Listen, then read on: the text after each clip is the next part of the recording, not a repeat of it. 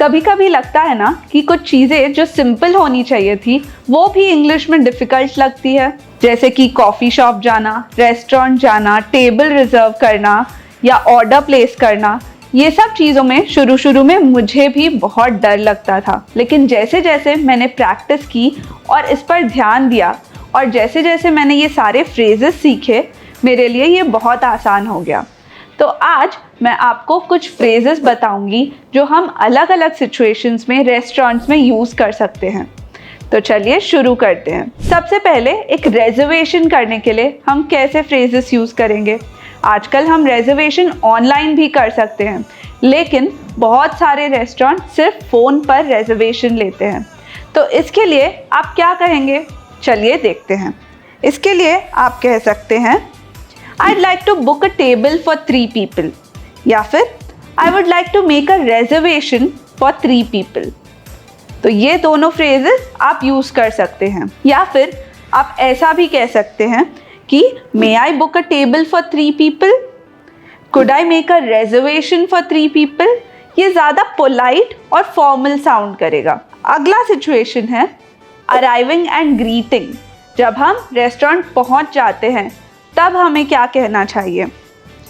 तब हम कहेंगे hello, I have a reservation under Shreya Mehta या फिर hi, I have a booking under the name of Shreya Mehta.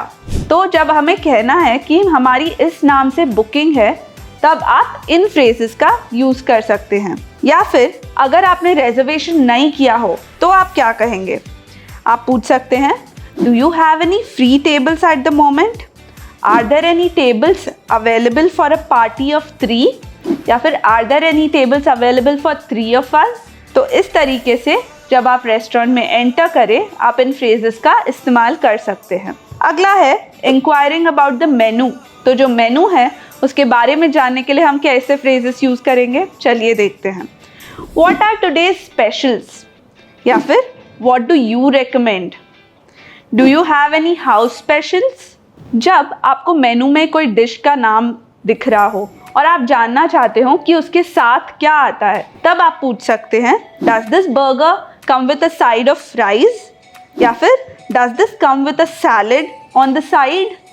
तो जब हम जानना चाहते हैं कि कोई मेन डिश के साथ में क्या आता है, तब हम अ साइड ऑफ या ऑन द साइड ऐसे फ्रेजेस का यूज़ कर सकते हैं। या फिर अगर आप जानना चाहते हैं कि एक डिश में क्या है, तब आप क्या कहेंगे। तब आप कह सकते हैं could you tell me what's in the pasta salad या फिर what's the lemon mousse made with. जब हम कोई भी चीज़ मेनू में इंक्वायर करना चाहते हैं तो इन सारे फ्रेजेस को यूज़ कर सकते हैं। अगला टॉपिक है ऑर्डरिंग। तो जब हमें ऑर्डर प्लेस करना होता है तब हम कैसे फ्रेजेस यूज़ करेंगे, चलिए देखते हैं। Native speakers often start by saying may I have a soup या फिर may I have a salad या फिर I'd like a soup या फिर I'll have a soup या फिर could I get a soup। अगर आप अपने डिश के साथ में कुछ साइड डिश भी चाहते हो तो आप क्या कहेंगे। यहाँ पर आप कहेंगे may I have a dressing on the side या फिर may I have a side of fries, may I have a salad on the side। तो इस तरीके से मेन डिश के साथ आप एक साइड डिश भी ऑर्डर कर सकते हैं। अगर मेन डिश में कोई चीज़ है और आप उसे दूसरी चीज़ से बदलना चाहते हैं तो आप कैसे फ्रेजेस यूज़ करेंगे। आप कह सकते हैं may I substitute the fries with some sauteed vegetables या फिर could I get a glass of water instead of soda. तो इस तरीके से इन सारे फ्रेजेस को आप ऑर्डर करते वक्त यूज़ कर सकते हैं। अगला है एक्सप्रेसिंग फ्रस्ट्रेशन और कंप्लेनिंग। जब आपकी कोई कंप्लेन हो या आप कोई चीज़ से खुश ना हो तो वो आप कैसे बताएंगे एक रेस्टोरेंट में।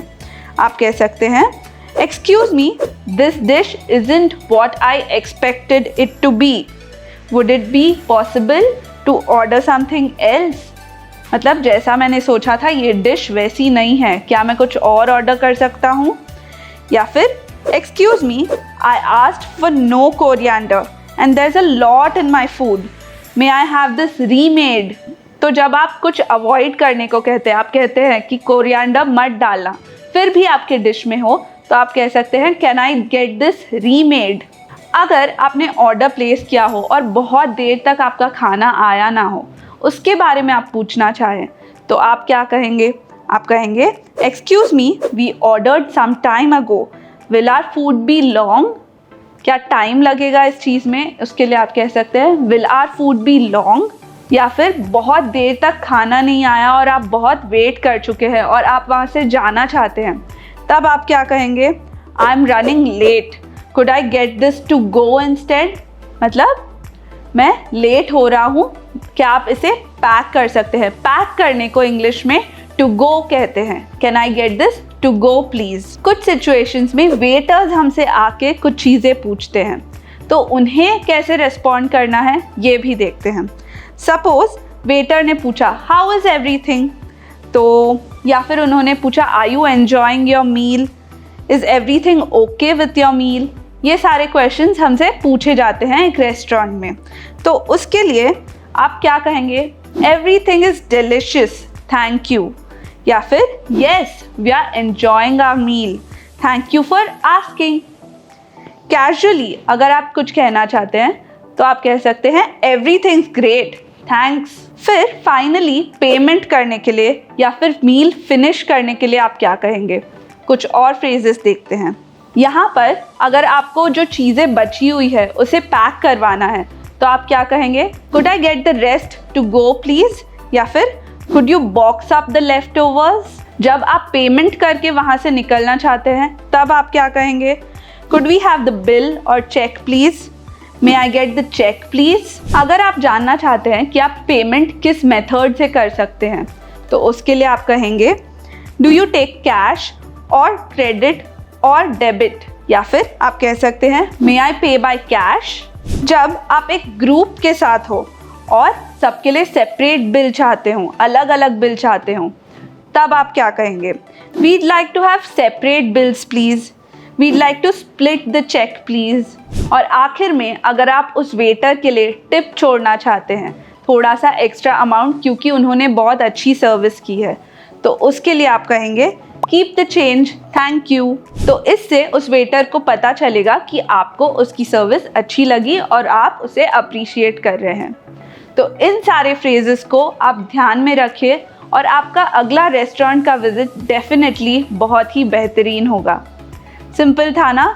ऐसे ही इंटरेस्टिंग और यूज़फुल वीडियोस के लिए इंग्लिश पार्टनर हिंदी के चैनल को सब्सक्राइब कीजिए।